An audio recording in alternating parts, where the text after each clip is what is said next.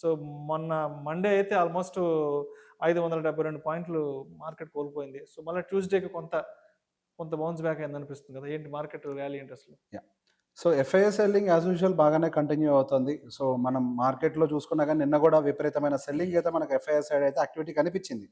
దాదాపుగా 6,000 కోట్ల వరకు కూడా ఎఫ్ఐఐ సైడ్ సెల్లింగ్ ఉన్నప్పటికీ డిఐఎస్ కొంతవరకు 6,700 కోట్ల వరకు కూడా బయింగ్ చేసి మార్కెట్ని కొద్దిగా సపోర్ట్ చేసే ప్రయత్నం చేశారు. సో ఇక్కడ ఏదో డిఐఎస్ బై చేస్తున్నారు కాబట్టి మార్కెట్ అక్కడి నుంచి రివర్స్ అవుతుందన్న కండిషన్ అయితే కాదు. కానీ మనం నిన్నటి అనాలిసిస్లో మాట్లాడుకున్నప్పుడే ఇవాళ మనకి కొంత పాజిటివ్గా గ్రీన్ క్యాండిల్ పడొచ్చు అని చెప్పి మనం నిన్ననే అనుకున్నాం. దానికి గల కారణం ఏంటి? మార్కెట్ ఒక సపోర్ట్ లెవెల్స్లోకి రావటము, అక్కడ సహజంగానే కొంత బయ్యర్స్ ఉండటము, ఈ యాక్టివిటీ అంతా కూడా కామన్గానే జరుగుతుంది.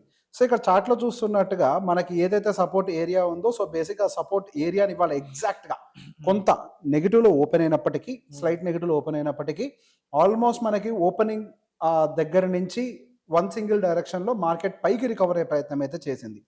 సో నిన్న మనకి సెల్లింగ్ అనేది రియాలిటీలో విపరీతంగా వచ్చింది. దాదాపుగా 4% అనుకుంటా రియాలిటీ ఎంటైర్ మొత్తంలో కూడా. సో ఈ రోజు కొంతవరకు ఆ రియాలిటీ కూడా గెయిన్ అయింది. Pharmaceutical and health care segment నిన్న పాజిటివ్గా ఉన్నాయి, ఈ రోజు బాగా ర్యాలీ అయ్యాయి. దాదాపుగా 1.37% అప్ సైడ్ మూమెంటం వచ్చింది. ఎనర్జీ, సో దాదాపుగా అన్ని సెగ్మెంట్స్లో కూడా there is no red except in India VIX. ఒక ఇండియా విక్స్ లో మాత్రమే ఒక 4% కూల్ ఆఫ్ కనిపించింది, మిగతా అంతా కూడా స్టెబిలిటీ వచ్చేసింది. సో సహజంగా మనకి ఇటువంటి రికవరీ చూసినప్పుడు మార్కెట్ ఇక్కడ స్టెబిలైజ్ అయిపోయి మళ్ళీ ఇక్కడ నుంచి పైకి వెళ్ళిపోతుందా అని ఒక డైరెక్షన్, అంటే ఒక ఎస్టిమేషన్ కూడా సహజంగా అందరి మైండ్లోకి వస్తూ ఉంటుంది.